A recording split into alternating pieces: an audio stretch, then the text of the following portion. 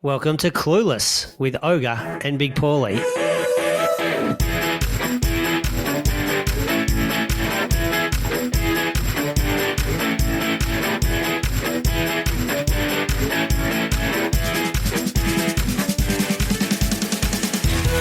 Welcome to Clueless, and I'm Ogre. With me is Big Paulie. How are you, Big Paulie? I am excited, Ogre. I am excited. Our guest today, I haven't seen him for a long time, and we'll get to this a bit later on, but I'm taking a bit of credit for him. I took him under my wing, and he looks nothing. He looks nothing like he did when he was just he was never a little skinny kid, but he was a lot younger and a lot shorter, and he's now gone on to, great things and maybe even greater to come. Well, you jump straight into the intro of the guest, but yes, we are back for episode 2 of Clueless. So we still have no clue, obviously. So we're continuing to learn about podcasts, but about a lot of different things. We're still here to enlighten and educate. That's what we're here for, Big Paulie. Have a bit of fun, have a few laughs. And we do, as you've already alluded to, have another guest that is going to set us straight. And tonight's guest, again, keeping with our very, very well thought out theme about Clueless, he plays a sport, and I'll allow you to do the intros, but it's a game that I don't know a lot about. It's very, very highly regarded, and there's a lot of people follow it, but I am not one of those, so I will listen with interest and try and have a couple of questions. But great, it's our second episode, and they haven't kicked us off the airwaves yet, so that's got to be a good thing, Ogre. It sure is. Now, before we get to our guest, Big Paulie, I have been doing some research about some random stuff, and I've come across a survey. We've always loved a survey, particularly in our radio days. We would pull out some stats and delve and dive into those details, and there is one such thing. I've come in here. I don't want to delve into the whole thing, but there was one question that stood out to me. Well, I'm glad that one of us is doing some homework prior to coming on air, Ogre. So that's good. You're the one. Tell me, what have you found? Well, I've been looking at the Great Aussie Debate. Now, it's out there. It is brought out by news.com.au, and they have over 50 questions in there and all the hot topics of 2025. Now, they cover a lot of things about revealing the thoughts of cost of living, home ownership, electric vehicles, and even going shoeless in the supermarkets. But one question, Big Paulie, is you have recently just moved to the Sunshine Coast and surrounded by the beaches and the water and all that. The question that stood out and has been delved into a little bit, should G-string bikinis be banned on beaches? What are you thinking there, Big Paulie? Well, that's taking your breath. Is that taking your breath away, mate? Well, I probably haven't got enough data to provide an adequate response. So more research required. Listen, let me get back to you in a few months, Ogre, when I've compiled enough data and statistics to give you a fair dinkum answer. But on first observations, I would think not. I think they should be allowed freely and worn more regularly than they are. But I'll reserve judgment and let you know another time. Well, I don't know who we are as males to be able to tell women what to be wearing, Big Paulie, but some of the research found in there was that nearly 4 out of 5 men think they are fine on the beach. So 20% think that they're not fine. You show me this 20%. They don't exist. But only just over half of women thought they should be banned as well. They're the ones wearing them. Well, there's nearly 50% of women that think it should be banned. They're the ones wearing them. Here we are, all for free speech, free dress, free design, but some don't think they should be allowed. Well, I don't know. Maybe girls can speak to the girls they go to the beach with. I know. Where's the support for the sisterhood, Big Paulie? Well, apparently not, eh? Apparently not. But I must say, is there an age bracket for this? Well, it doesn't say what they said. It said, easy to understand, they're not adverse to seeing girls parade about on the sand or splash about the shallows with their bottoms bare. That's the men. But yeah, it's more likely the women are not supporting the women, Big Paulie. Well, yeah, look, I don't know. When you're a 50-something-year-old man, it's just hard to keep looking at things that you should be looking at the beach. And I would have thought, unless you want a left-right good night like last week from the bride or so, I just keep looking at the ocean and admiring the waves, Ogre. I was just going to follow up. I'm ducking and weaving on the survey, of course, because I don't think anything good can come of whatever you say about that. But I'm a little interested in one of the other topics, the Tesla drivers. As you know, I'm a Tesla driver, and again, I'm totally clueless about that because I just put it in D and drive, and that's about it. I have extended myself to auto drive, which is absolutely fantastic. And other than that, I don't do much about it. But gee, Teslas, okay. Have you ever driven one? They are fantastic. This is an unpaid advertisement, by the way. Really? You're a big fan. I am a fan. Big fan. The auto driving. Can you take your hands off the wheel? Yes, my word, you can. You have to have a thumb on the wheel, or it starts flashing at you. Please put your hand on the wheel, and so you do that. So I'm actually now looking in to having. It's not a prosthetic arm or a hand, but something to imitate a hand, so I don't have to have my hands on the wheel, and I can just trick the car into thinking that somebody's driving it. But no, brilliant. Auto drive, brilliant. Cruise control, magnificent. Yeah, love the Tesla. Except you have to charge it. Right, we're straight there.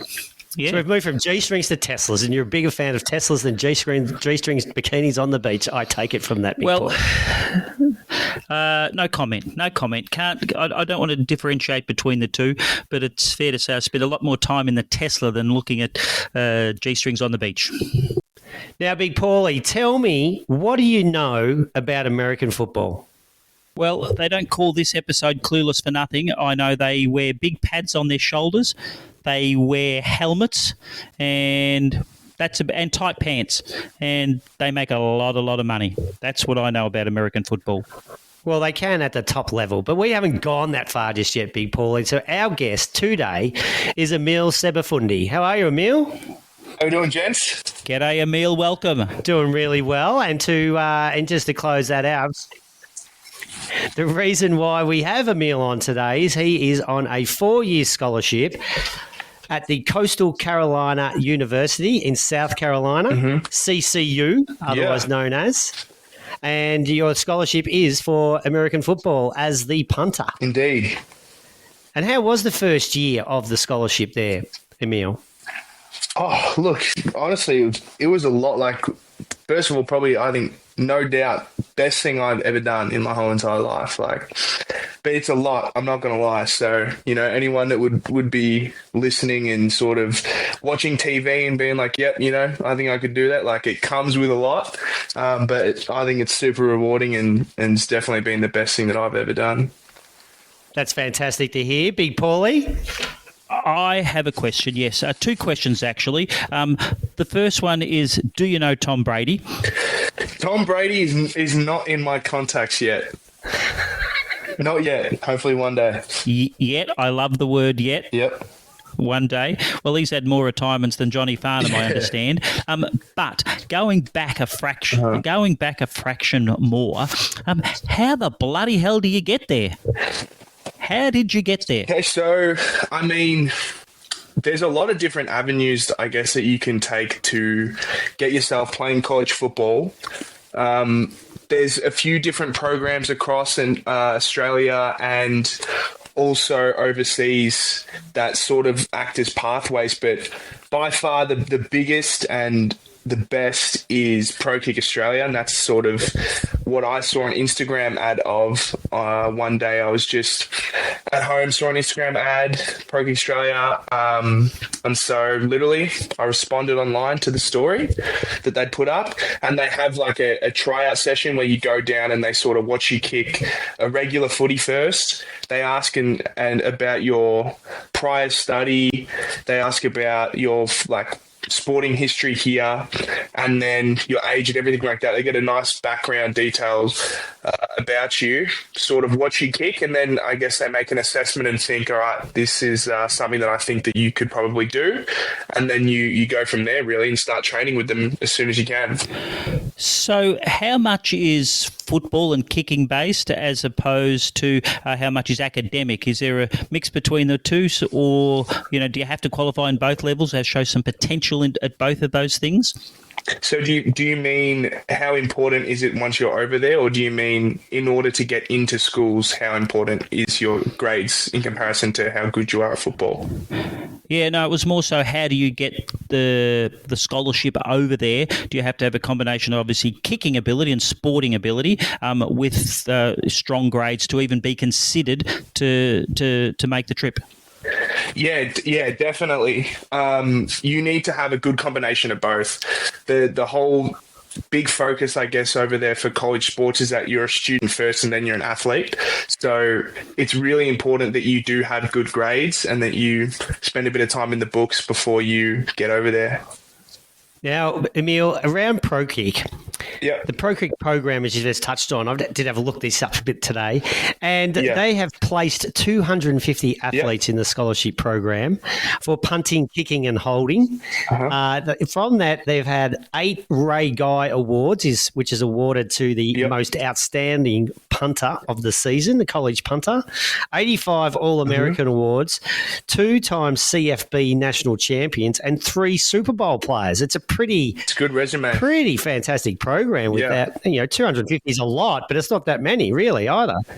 So 250, I would say, is a lot of players because there's only one position that will punt and play that year. So at my school, we obviously have a few different guys that can kick and punt, but the majority of the time, most teams will have one punter that they've got on scholarship there to punt. So when it's 250 guys, that's one at roughly, I mean, they're all going to be different schools.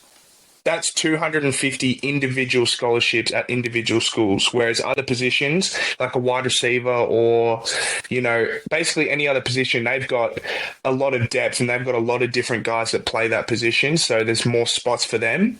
But there's really only going to be one scholarship punter at every single team, so it's pretty hard to get that one spot. But there's a lot of award winners from that 250 as well. So, so that's pretty amazing. And my question to you is, which award are you going to get? Hopefully a couple of them. That's the plan, yeah. Really? So the program, and Prokick, you can see, you saw an ad, you applied, you were successful and all that, but it's not that straightforward, is it? It's a pretty serious ongoing program that not anyone can turn up to. One, you have to be accepted. One, you don't have to invest your time and some money as well. So it's a pretty serious program in itself. Yeah, it's super serious. It honestly requires, I would say, almost like a full-time job level of commitment. You have to be in the gym 4 or 5 times a week at the times that they run their sessions there. You have to be available, obviously, 2 or 3 times a week to go down and punt. And then you also have to be available on the weekends to go and do some conditioning. So, there's definitely been a couple of people that have managed to sort of work a full-time job and do extra hours on the weekends and things like that. But in all honesty, it requires the majority of people to, quit their full-time jobs and fully commit because, you need to spend as much time practicing and getting ready to get across as you can. And how different is kicking the ball, punting the ball, as opposed to an AFL football, which what you grew up with? Yeah, it's. I think there's a lot of similarities. The action is sort of similar, especially, with the rollout type of kick that we do. There's basically a couple of different punts that you can do. One of them is what's called a rollout, where if you can imagine in AFL, basically somebody handballs it to you, you'll catch it, run around your dominant leg and then kick the ball. That is quite similar to how we would kick an AFL ball, but doing the traditional American spiral is completely different, and the goal of these kicks is normally very different as well. So in AFL, normally you're kicking to a target, so you're kicking to somebody that's running or you're kicking it through the goals. And I'd say probably more than 50% of the time when you're kicking it to someone, you're trying to get the ball from A to B as fast as possible. So you're trying to kick it to them as fast as possible, reduce the amount of time someone could come and intercept that ball. But in NFL or college football, your objective is basically to kick it as far and as high as you can with a good location, so the returner that's waiting for the ball down there doesn't have an opportunity to bring the ball back down to your side of the field. So it's quite technical. Very technical. We could look at it and go, the kick in itself, in AFL, you kick it many times. It's not that many, and it's a really defensive play in placing in a position when before the opposition come back on. Is there equal importance between distance and height? Distance and I think you almost need an equal balance of distance, height, and location. So if let's say for one kick, you're not kicking it as high, it becomes more important that you're kicking it to the right spot, which is normally the edges of the field, and that it goes. The distance can vary, but if it's a really short kick and it's really low, so it's not in the air for very long, that gives the returner a really good chance to run up to it, catch it, and then start returning it. And it gives less time for your teammates to get down the field and set up what we call the net, which is basically we get a call, everyone on the field knows which direction the kick is supposed to go, and after the ball is kicked, they're going to work their way down the field to sort of trap that returner in and stop them from being able to return it. So you want to get a good combination of all three, and if you're missing one of them, then you better hope that the other two sort of take care of themselves. Now, your first kick at college, I did see some footage of it, and I think the commentators said that's like hitting a 9-iron to about a foot. Yeah, my first kick. So it went.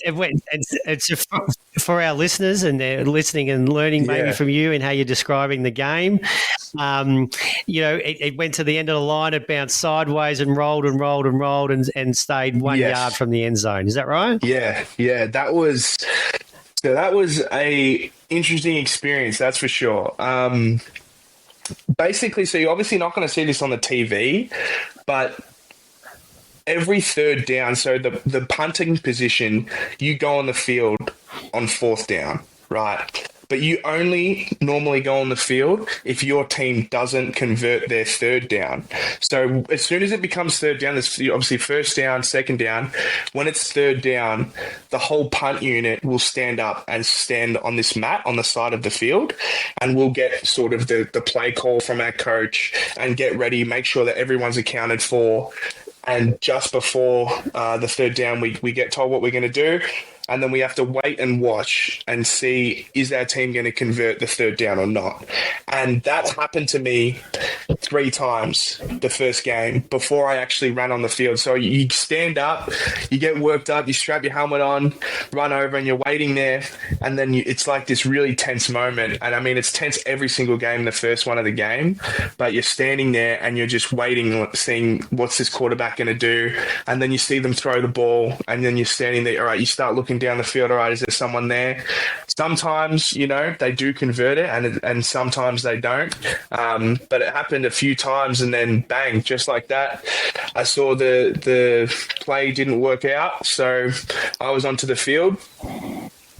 And I would say that for me, the waiting was the really nervous part. As soon as I started running onto the field, it was like I couldn't hear anything. Like, I think that was one of my worries when I was out there. I was like, wow, I've gone from obviously playing local footy down at Blackburn, I'd be lucky. I was just playing Reggies. I'd be lucky if there was damn near 50 people there How many? There's 25,000 in Jacksonville. 25,000 people. Wow.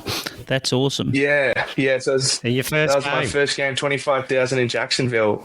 And even just sitting on the bench is like an interesting experience because everyone is looking at you and all the noise and everything like that. But as soon as I go on the field, I can't hear anything, and it's just like basically you block it all out. I did notice one thing, and it's almost become like a mental cue for me. They have commentators that will announce what's happening in the game. And I remember so clearly the first time that I heard the announcer say my name as I was running onto the field. And now it's like when I'm practicing, I'll play that sound in my head to try and sort of take myself to that moment every time I'm practicing. Now, you've got a cool name, Emile. So how did they pronounce? Thank you. How did they pronounce it as you ran on the ground? Can you give us a bit of a? Do you remember it? Play it for us, can you? Yeah, no, I remember. I don't know if I'm going to do it quite justice, but they sort of were like, and coming up to punt is Emile Sebafundi. That's like that. pretty That's, cool. That's how I'd say he sounded like. Yeah, it sounds cool. We discussed so it. yeah, it was. I mean. We discussed the intros with our boxing guests last week, and that sounds cool. Welcome to the field, Emile Sebafundi. Yeah, I mean, unfortunately, every time I'm running on the field, it's normally not a great sign for the team unless it's a field goal. So it's not really said with much excitement, unfortunately. But I mean, it would be cool if they said it like that. Mate, look, you let them know. You give them my number if you like, and I can make that happen for you. Now, just going back a fraction, You talked about strategy and plays and all that stuff. Did you know anything about the game before you decided to answer an Instagram post to become a kicker in America? Oh, nah. I didn't know anything. I knew the basic premise that you want to score a touchdown, but I had no idea how it worked or really any of the rules or anything like that. So I was completely fresh to the sport before I decided to give it a go, which was a big learning process. But yeah. So, okay, so what you're saying, let me just take this in. So you were a Resi's footballer at Blackburn. Now, look, I hate to say, but I played a fair bit of Resi's football myself. I'm pretty well, mind you. And you had no idea about gridiron when you first made the call. So what you're really saying is I'm a chance to do exactly what you're doing. Is that correct? Have I got a chance? Yeah. Well, I mean, if you think your hammy can still hold on, I think you'd be a good chance. Well, the hammy's not really the worry. It's probably my kicking ability, to be honest. They didn't call me gyro for nothing. I would make the ball helicopter around from left to right as opposed to over the top. So I'm not sure if kicking's my thing, but I'm happy to wear a helmet and put the pads on. Just back to the team, Emile. They're called the Chants. The Chants. So the Chants. which is short for the Chants. So it's a Chanticleer. It's a Chanticleer. Is the mascot? It's a Chanticleer. Chanticleer. Yeah. Which is a rooster. Correct. Is that right? It's a rooster. I thought it was a chocolate. And that's a Ferrero Rocher. No, chocolate Eclair. Take your pick. So there's obviously a mascot at these games. They're a bit crazy and nuts. Do you know who the mascot is of the Chants? Who the rooster is? No, you've never met him. So this. I don't know. I don't know if this is a common theme across all college football mascots, but it's very sacred. The wearer of the suit is not allowed to show his face to anybody until they graduate. So once they graduate, they're allowed to say, yep, I was the Chanticleer. But, I mean, no one on our team knows. I don't think any of the fans know. Probably only his close ones would know who he is. I've got no idea who it is. So how do they get there? And do they do that for 4 years? Or do they get a scholarship to be the mascot? I don't think there's a scholarship. To be honest, I've got no idea how you get involved in doing it. I've never even heard him speak, and I've seen him quite a lot. So I haven't even heard his voice. I've got no idea who it is. That is unbelievable. So we're assuming it's a he. Yeah. They have their own change room then as well. Yes, no, he's actually got his own shipping container. That's out on our practice field. So randomly I might be walking by random times in the afternoon, going to class or something like that, and just see the Shant rolling by. He's got this special little motorbike that he rides around, and he just goes bang, puts it in the shipping container, and then just walks out. And I don't know if he keeps the thing at home or what the go is, but do they maybe do a decoy so the Shant turns up in a red jumper and rides around his motorbike and then ducks in the back entrance under the tunnel past the pot of gold and the screaming fans, and then another guy, and then you don't know who was. What was that show, Ogre? You're a big movie buff with where the bloke used to go up the stairs. He used to go. What's his name? it's famous. I shouldn't have brought it up because I can't. Rocky? No, that was last week, Rocky. No, the bloke. Anyway, I'll come back to that another episode. But that's bizarre. Nobody knows who the Chanticleer is. No. Well, that doesn't help too, I suppose. If you're out there and say, "Oh, what do you do?" Well, you can't even say I'm the Chanticleer, and you can't even get any mileage out of that. It's all for the pride. It could be. Yeah, obviously. So the Chants are in Division 1 in the Sunbelt Conference. Correct. So there's a bit of travelling around. Emile, you catch the bus or the plane or both? We're lucky enough we get to hop on a plane for all of our away games. We do obviously have to get. That must be a bit special. It is. Does that come with its own strut as you're walking out to the plane? Have I made it here? When we're coming on and off the plane, there's a chance to get a little photo as you're surely as you're there's not a off. crowd. No crowd. Not like the president's arrival or something like that, and they're clear clapping and cheering. No, just off the tarmac. So it's a private jet. Yeah, private plane. Really? We're just off the tarmac. Straight into our buses, and then we head off to the hotel. How many people are on the plane? How many? And again, I'm clueless. Yeah. How many people in the team? Mm-hmm. Is all the staff on the plane? The coaches, the Chanticleer? How does he get on the plane? How many people are on board? There is a lot of people on board. The Chanticleer does not get to come to away games, unfortunately. So we don't take him. Oh, he's a part-timer. He's a part-timer just for home games. But we do have a big staff. Obviously, all of our coaches have to come on the plane as well. So there's a bunch of them. There is a lot of different staff, like dietitians have to come. Obviously, anyone that's going to be there for medical reasons has to be there. We travel. So are we talking 60 or 80 or 400 or what? More. I'd say if I had to put a ballpark, I'd probably guess 110. 110 on the plane. And then we have equipment staff that will take a big truck full of all of our stuff up to wherever we're going. So it'd be maybe 15 of them. Are they on the plane or are they driving the bus? They get on the bus. And have make a little road trip out of it. Wow, that's... And how far? How far is your furthest flight? So I think our furthest flight, it may have been Philadelphia. I think Philadelphia was our furthest flight, and it was about either an hour and 45 or 2 hours and 15 minutes. I can't really remember. I'm a terrible flyer, so I just try and get in the plane as fast as possible and fall asleep and just hope that I wake up when we get there. But we don't normally have to fly any further than about an hour and a half. Is it? It feels very rock star. This is to me, unbelievable. Or sports star to me. Like we're just going to the game. Let's go to Philly. We're on a plane. Even though private plane, as you said, I'm thinking more in my head. It's a smaller, but 110. It's 110. Everyone's together. Pretty cool. I'm thinking it's pretty cool. I'm thinking leather seats. Yeah, different. A lot different than driving myself.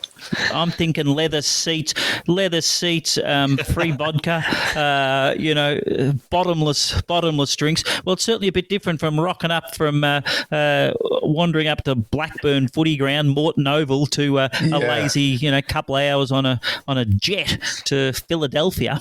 It is.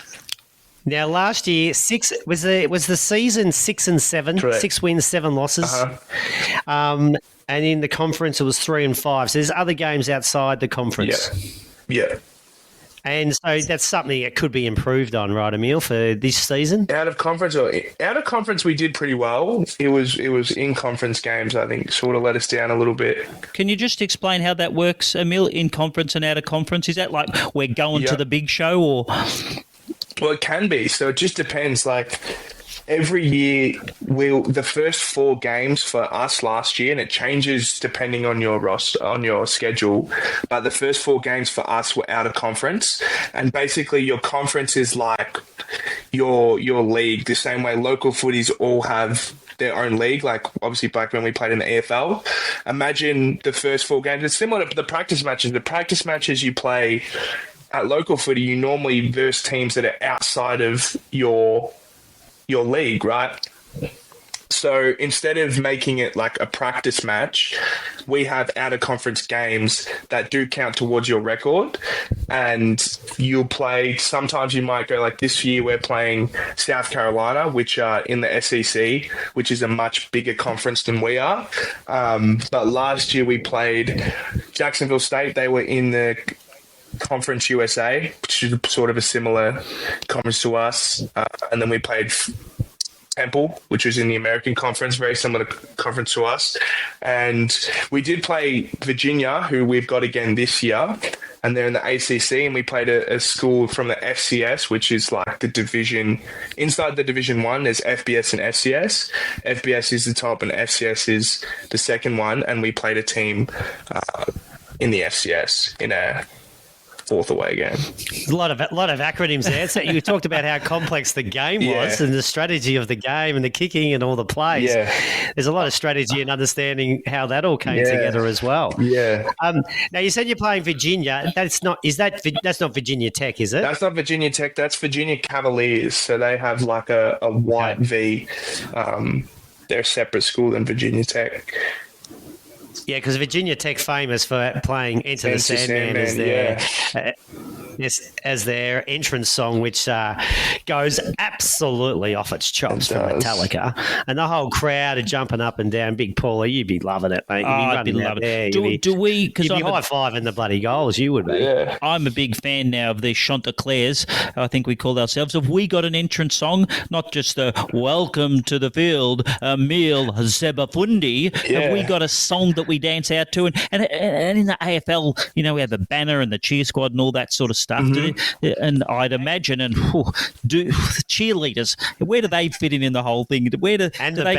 And the band. Oh, my goodness, this is a big event. Every game is like this, yeah? It is, yeah. It's a lot. And that was something that I wasn't quite expecting, I think, when I went over. Like, I knew football was a big deal. But the whole lead up of everything. So I guess to explain our Friday to Saturday night, we come and do a little bit of walkthroughs and a light practice on the Friday. Go and have our meetings, and then if we're playing away, we'll leave straight from like first thing in the morning. We'll miss class for that day and fly out to wherever we're going. But at home games, we obviously have to go to class, and then we go stay at a hotel that's not too far from the school. And then we have this thing called a shan't walk. And basically, this is a way... Have you ever heard of tailgating? You guys are familiar with tailgating? Yeah, it's like a big party in the car park before the game. Yep, so basically... I thought it was someone driving behind you, but anyway, go on. No. So basically, people get to organise little tents or different spots with their friends, or like a lot of fraternities and sororities have tailgates as well. And basically, we get off the bus at point A and we go on this walk where you walk through the campus around, people line up and we sort of interact with the supporters and everything like that. And when we're being led by some of the marching bands, so they're playing this music as we're walking through with the drums and all that kind of stuff. We walk past the Chanticleer statue. Everyone's got to give it a knuckles as you go past, because it's like the Chanticleer is meant to be like a fierce, like fighting rooster. So he's in this position. You got to walk past, give him a knuckles. The cheerleaders are there. They normally wait there for us. Is that a statue or is that a real person? No, that's a statue. Chauncey's waiting for us further up as we walk on the field. Gee, this is a lot to follow. But then, yeah, and then we obviously get let in with the marching band. The cheerleaders are there doing their dances and the different chants that they do, and then we meet Chauncey just outside the entrance to the field, and then we walk on and do a little. I guess we all meet. The whole team meets in the middle of our field. And we've got like a boom box going with music that sort of gets us in the mood, and then go into locker rooms and get ready for the game. Wow, this is amazing. Yeah. So I just can't get my head around this. So would it be fair to say, so obviously when you're walking with the team and, Chances up there and whoever else and the cheerleaders and the band's going off, I'm feeling rock star, right? But answer me this if you can. When Emile Sebafundi walks through the campus just on a lazy Tuesday afternoon to the cafe, does everybody know who you are? I mean, it's not. I wouldn't say it's like. It's not like a complete rock star kind of thing where you walk in and people are screaming and getting down and wanting autographs and things like that. I think everyone has a bit more respect, and I guess we're not that big of a deal. Sounds like it. But people definitely look at you, or they definitely know who you are at different times, which they'll probably give you a second look. And then, it's a weird feeling, I think, when somebody looks at you and they know who you are and you've obviously got no idea who they are. And I do that for a living, Emile. It's a weird thing, but people are obviously really respectful and yeah. Well, I must say, and it's hard to capture this on over radio, but you are a cool looking cat. So I'm tipping. Appreciate it. Thank you. They know who you are, my friend. They know who you are, and we are just dead set privileged. I feel like I'm talking to Tom Brady right now, Oga. There is a great line there. It's like, you might know me, but I don't know. No, you don't know me. No, so how does it go? That's right. It's like, you might know me, but I don't know you. Maybe it's time we get to know each other. Oh, how does that go it's for a you? classic line. Well, you could. Well, me? No, I just say. I say it to my kids, but it sounds like Emile's got it fully covered there. I reckon Emile's got it better. He'd just wander around and go, "Hey, Google me." That's how he would roll. Google me, yeah. Emile Sebafundi. So the season starts. The season starts at the end of August. You're playing Virginia again. You lost to them last year. 22,000 people there last year. So that's a humongous crowd. That's a humongous crowd. But I want to talk about your teammates, Emile. Now, just you go, Big Paulie, before I jump in the teammates. Yeah, I just before we get off to the crowd. So 25,000. That's massive. That's unreal, right? So I'm still trying to get my head around the financial side of things. Who funds the plane and who funds, and 25,000 people going. How much does it cost to get in, or are students free, or how does all that work? So students get in for free. They get a free ticket when they come and watch the games. And just this year, actually, we've given out free admissions for the students and season ticket holders. So anyone that comes to our games gets to eat from like a select menu for free, like drinks, hot dogs, nachos, all this stuff for free. Honestly, I could not tell you. I know it's obviously very expensive. We get a lot of donors that come in and donate some money to go into different things, but I think a lot of it just comes from revenue of the sport. And yeah, I could not tell you where all the money comes from, but it's there and it's real. So yeah, hey, lap it up while you can. So on your games, I'd imagine, again, clueless I am, are televised, and that's somewhere where I guess a lot of the money comes from TV rights and stuff. Yeah. Yep. Their games are all on TV. And can you bet on them? Oh, Oga. You can. Really? You can. If I was a betting man, Paulie, you can. If you're a betting man, yes, you can bet on our games. Gamble responsibly, of course. Obviously, I gamble responsibly. I couldn't be involved in any of the discussions, but yeah, if you did like the chance in any games, yeah, you'd be able to put some money on us. That's unbelievable. Even you being part of that game. Now, I know you can bet on absolutely everything. You bet on bloody Russian table tennis and all that sort of stuff now. Don't ask me how I know that. But, then you're part of a sport. You've got 25,000 people there and you can bet on it. It's getting cooler and cooler, Big Paulie. I just want to come to your teammates. Now, from afar, from Melbourne, Australia, Americans can have unusual names and sometimes they feel like they can be made up. Right, and that's okay. There's nothing wrong with that. That doesn't happen anywhere else in the world.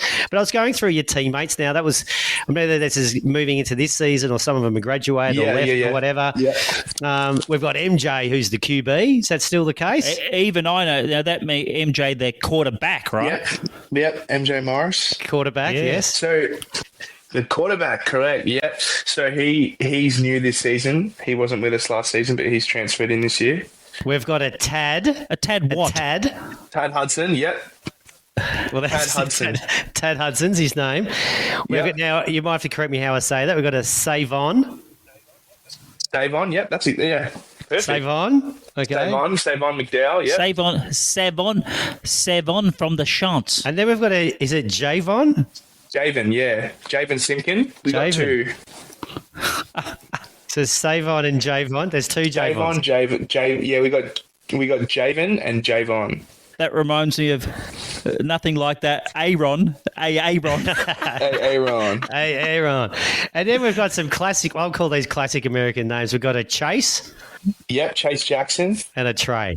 And Trey Brown, yeah. There's so many teammates there. So there's only a handful. I wrote down Elijah, but Elijah's a common name for us here. But I was hoping that, I don't know what I was hoping for, but I don't know. There's all the rest seem to be quite normal. Not that I was disappointed. They are quite, yeah. Yeah, they honestly. But there's a lot of names for you to remember too. Yeah.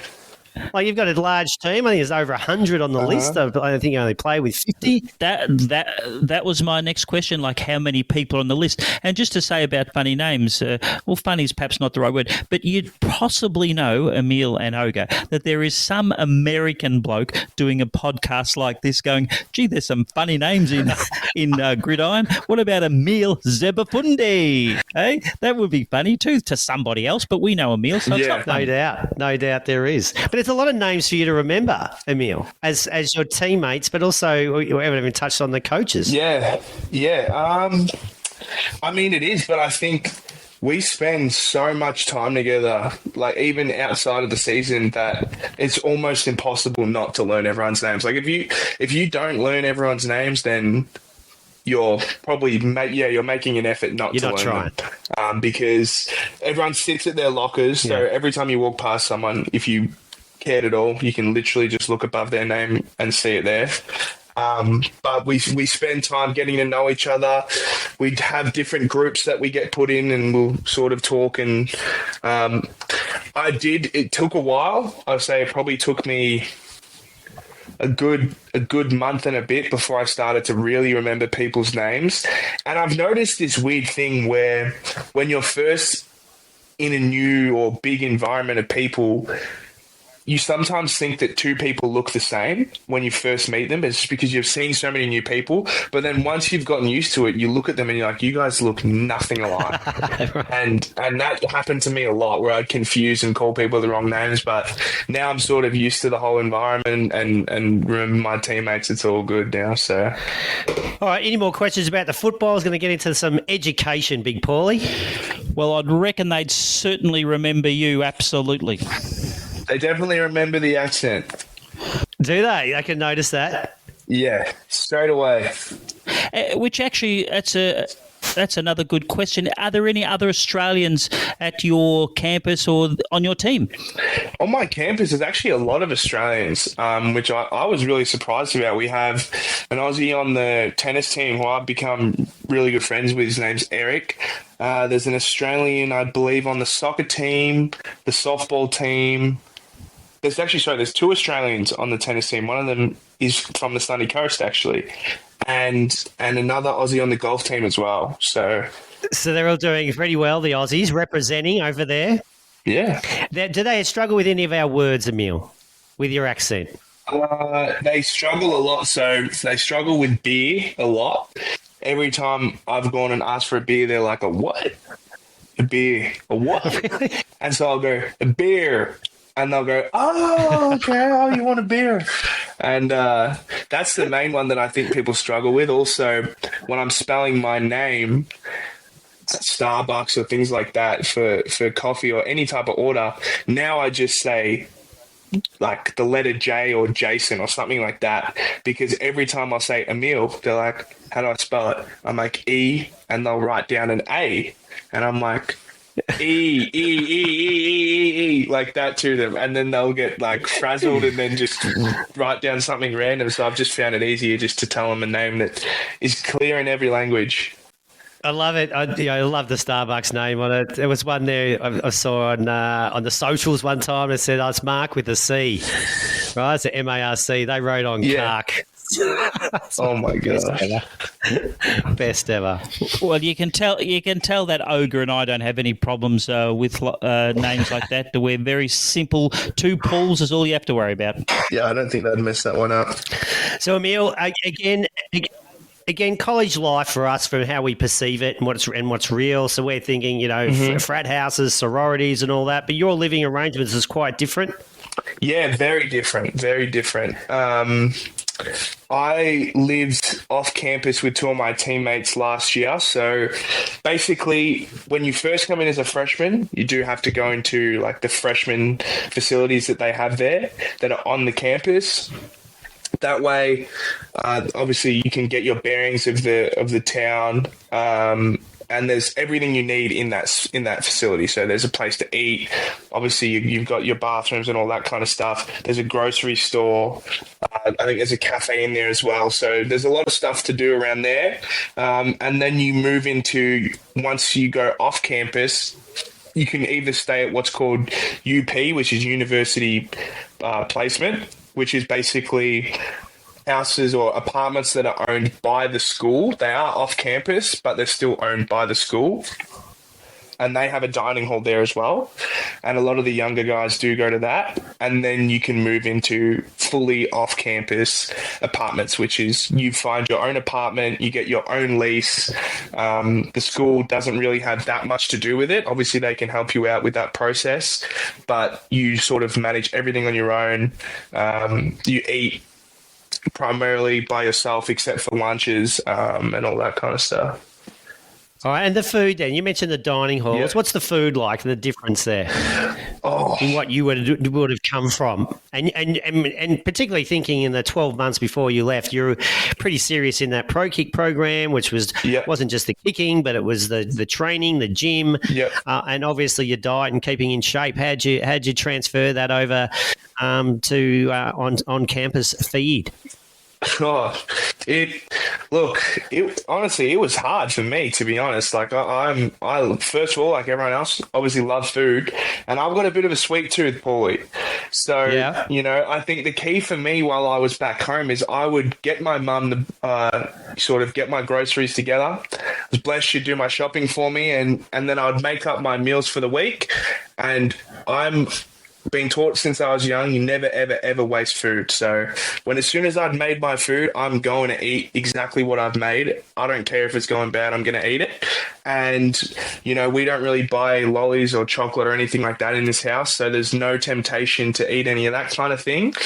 And then suddenly, it's like the old saying, I was a kid in a candy store. I'm going across to the cafeteria and I see pizza, burgers, hot dogs, fries, a full array of different cakes and cookies and all of that kind of stuff.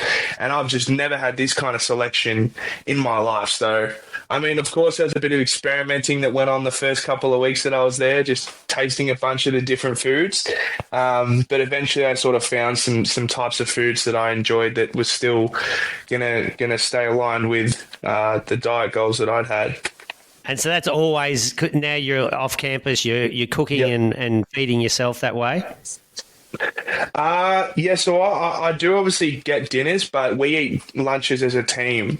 So I do go to the dining hall for lunch. And so, I mean, it's just obviously taking a bit of discipline, but just making the right choices when I'm there at lunch. And then when I'm at home, it's obviously a lot easier because it's just not right in front of you. Yeah, well done. It'll be a challenge when you've been training for so long, and then it's just like, well, you're in. And the classes, how's the education going? Really good. Really good. I'm loving all the classes that I've taken so far. It was a little bit of a pain at the start. Something different than Australian universities. In America, you have what are called core classes.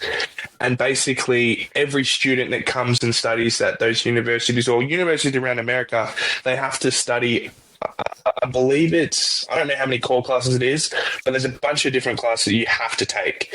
So you have to take 2 English classes, you have to take different science classes, you have to take different maths classes, and you have to take like American government or politics or religions or those kinds of classes as well. So it was a little frustrating, after finishing my English years, I thought I was done writing essays for the rest of my life. And then I had to write 4 last semester and like 5 this semester.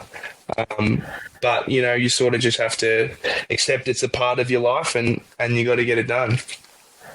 Yeah, well done to you in following the dream and following through, not just on the game itself, but the studies and the lifestyle as such. Yeah. What's the biggest thing you've missed about home? Obviously, number one's got to be my family. It's different. So for me, like I was still at home before I left, and I was, especially with Prokick and trying to work as well, I was so busy every single day. So I'd be leaving the house at maybe 5 a.m., going and working out at 5:30, getting a coffee and breakfast with the guys, and then would go to the field and practice. Then I'm going straight from that to working until about 8 p.m., and then coming home, eating dinner, going to bed, doing it again.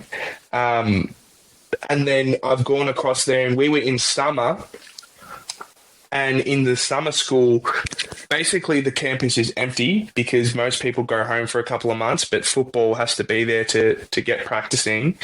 And I'd moved into an apartment with obviously 2 random guys I never met before in my life. And the only stuff we were doing at the facility was from about 7 till I'd say 11 a.m. And so I'd have 4 hours where it was just awesome, and we're training, lifting, and then we'd go and eat. And then I'd spend from 12 p.m. till 10 p.m. Obviously my roommates are there, but we're all just getting to know each other. But majority of that time I spent alone in my room, and that was something I'd never ever done before. So that was a big change, I'd say. Obviously my family, number one, I missed. The coffee, oh my gosh. I have always been a big coffee guy, but as soon as I went over there and started drinking their coffee, I instantly decided whenever I was going to be home, coffee, I'm going to just indulge in it every single day. And I've kept to that word. At least 2 coffees every day that I'm here, because that was a massive thing I've missed. I'm not sure exactly what it is that makes the coffee here so much better. I think it's a combination of the way we roast the beans. I don't know, but it tastes a lot better. So coffee's up there as well. Obviously my friends, it's been good to hang out with them, and I think as well, just being around the Australian culture, like I've missed out. Like I love America, but just people that get your jokes every time you say things. Like sarcasm is one thing that is not that relevant in America. So you might say something very sarcastically, and someone will turn and look at you with a serious face, and they just completely gone over their head. They don't get it. It's been nice to come back to that as well. I'd be completely lost then. I love a bit of sarcasm. Yeah. It's a lot. It takes a lot of adjusting. Fantastic, Emile. It's been great to have you on the show. We really appreciate your time and learning the ins and outs of, being overseas in another country, doing what you want to be doing. It's fantastic to hear that dreams can come true. You saw an ad on Instagram that you followed through on, and even just getting in and taking it from there was a massive effort. And so I really appreciate you coming on. Big Paulie. Of course. Emile, thank you so much for joining us. I wouldn't call myself an aficionado of the great world of gridiron. I am certainly less clueless now speaking to you. So thank you very much for sharing your time with us. Welcome back to Australia. Enjoy the trip back to the USA, and I will be watching and listening patiently. All I want to hear is welcome to the field, Emile Sebafundi. And Ogre and I will both know we know him. So thank you. And we'd like to get some merch next time you're back too. Number 87, is that right, Emile? 97. 97. All right. I'll work on it. I'll see what I can get done. Let's see what you can do, mate. Thanks a lot for joining us. Of course. Appreciate it. Thank you for having me. Thanks, Emile. That's great, mate. Great story. Mate. Well done. Well, Big Paulie How good was that? How good was Emile? Emile, I tell you what, there was so many. We could have spoken for hours. He's an intriguing young man. His story is phenomenal, and we knew him when he was just a nobody, when he was A little whippersnapper. sitting in the forward pocket. When you and I, we knew Emile when he was just a young fella with our boys playing footy at Blackburn, and I was super coach and the only bloke to coach the team out of the finals for the last 8 years or something like that. But his story is fantastic. I literally could have spoken to him for hours. I'd love to have asked him a few questions, maybe on the other stuff, maybe about the money or how much is involved, how much they get, maybe about a few of his after hours activities.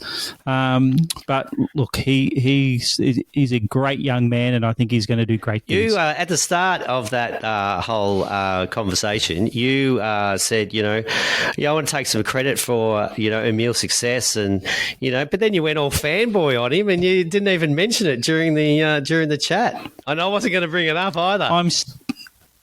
I'm still gushing, Hoga. I'm still gushing. And for those of you, obviously this is a podcast who can't see him, he is a strikingly good-looking young man. I would think he would have significant appeal with a lot of people, if you know what I mean, Hoga. And you mentioned the local football, and you did talk about that in playing local football in the twos, in the Magoos, in the Rezzies, the Jew kickers. And, maybe getting 50 supporters. And it's just gone rock star level, where he's in the US, so he's at a different country. He's catching aeroplanes to an away game. Oh, my God, that just blows my mind. 25-plus coaches in the system. 20,000 crowds, which would be mind-blowing in anything you do, even if you're standing there in the uniform and not being the star. And then you can even have a bet on the game itself. It's like... It's totally next level. Of course, no, but we Mugs, could. But mugs like you and me could, yes. So just the whole aura, the name of the team and what they do pre-game and walking down the Chanticleer or whatever it was called, and people gush. Oh, gee, I want to be there. I might even just fly over and watch Emile Sebafundi kick I it love off. the story. That's now on my bucket list. I love the story about the mascot. It's unknown. No one knows who he is. There's a lot of appeal in that as well. I could be the mascot. I could be the mascot. You would hate keeping it a secret. There's a reason we're on radio. You hate keeping it a secret. No, I You'd be could like, not. you'd be secretly saying, don't tell anyone, but I am. The shan't. Well, we are going to bank this, Ogre, and in I don't know how long a time, but in maybe when they start talking the greats of American gridiron, Tom Brady, Emile Sebafundi. I'm not sure I know any others, hence why we're clueless, but we will be there when those two names are intertwined in American gridiron folklore. We can say we got him first on our podcast. We certainly did, and that's what we aim to do, Big Paulie, introduce our listeners to something they're not sure about, something we're not sure about, and go into those lower levels of that detail. But everyone's been listening to another episode of Clueless, Big Paulie, and we look forward to being back with our next mystery guest and finding out what they do. And finding out, more importantly, why we are clueless about what they do. See you later. See you later. You've been listening to another episode of Clueless with Ogre and Big Paulie. Follow, like, subscribe, even leave a review. Do it all. We'd love to hear from you.